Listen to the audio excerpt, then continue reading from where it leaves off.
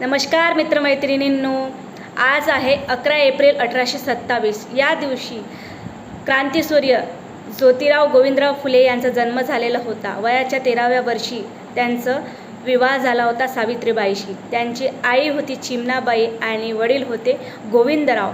फुलांचा व्यवसाय केल्यामुळे त्यांचं आडनाव हे फुले पडलं होतं, परंतु त्यांचं मूळ आडनाव हे गोरे होते।